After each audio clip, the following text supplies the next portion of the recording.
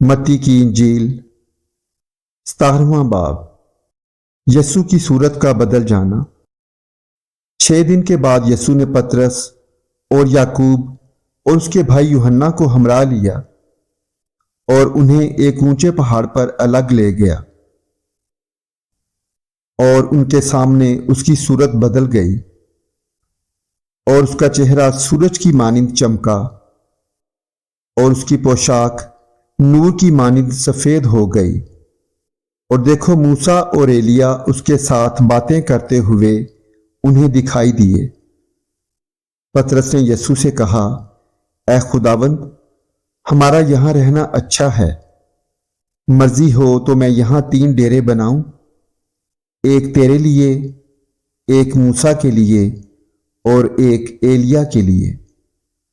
وہ یہ کہہ ہی رہا تھا کہ دیکھو، ایک نورانی بادل نے ان پر سایہ کر لیا، اور اس بادل میں سے آواز آئی کہ یہ میرا پیارا بیٹا ہے جس سے میں خوش ہوں، اس کی سنو۔ شاگرد یہ سن کر منہ کے بل گرے اور بہت ڈر گئے۔ یسوع نے پاس آ کر انہیں چھوا اور کہا، اٹھو، ڈرو مت۔ جب انہوں نے اپنی آنکھیں اٹھائیں تو یسوع کے سوا اور کسی کو نہ دیکھا۔ جب وہ پہاڑ سے اتر رہے تھے تو یسوع نے انہیں یہ حکم دیا کہ جب تک ابن آدم مردوں میں سے نہ جی اٹھے، جو کچھ تم نے دیکھا ہے کسی سے اس کا ذکر نہ کرنا۔ شاگردوں نے اس سے پوچھا کہ پھر فقیہ کیوں کہتے ہیں کہ ایلیا کا پہلے آنا ضرور ہے؟ اس نے جواب میں کہا، ایلیا البتہ آئے گا اور سب کچھ بحال کرے گا، لیکن میں تم سے کہتا ہوں کہ ایلیا تو آ چکا اور انہوں نے اسے نہیں پہچانا، بلکہ جو چاہا اس کے ساتھ کیا۔ اسی طرح ابن آدم بھی ان کے ہاتھ سے دکھ اٹھائے گا۔ تب شاگرد سمجھ گئے کہ اس نے ان سے یوحنا بپتسمہ دینے والے کی بابت کہا ہے۔ یسوع ایک بدرو گرفتار لڑکے کو شفا دیتا ہے۔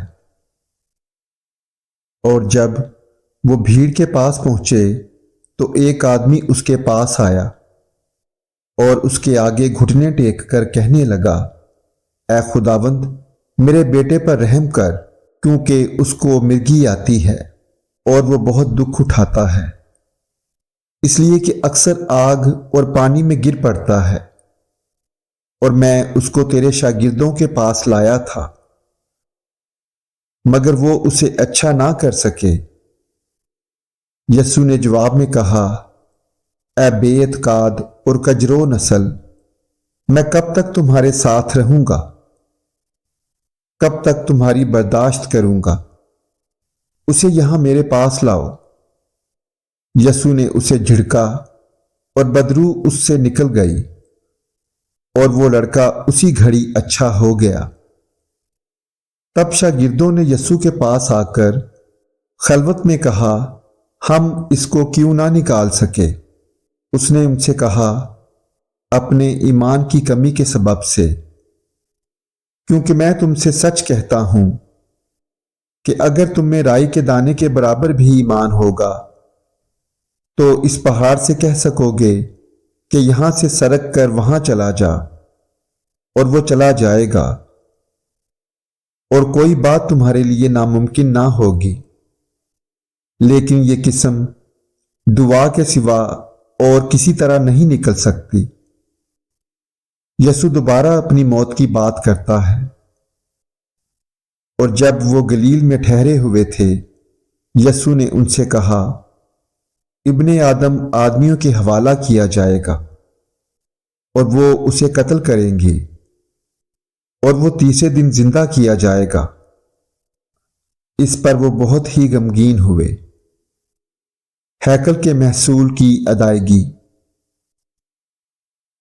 اور جب کفرنہوم میں آئے تو نیم مسکال لینے والوں نے پطرس کے پاس آ کر کہا، کیا تمہارا استاد نیم مسکال نہیں دیتا؟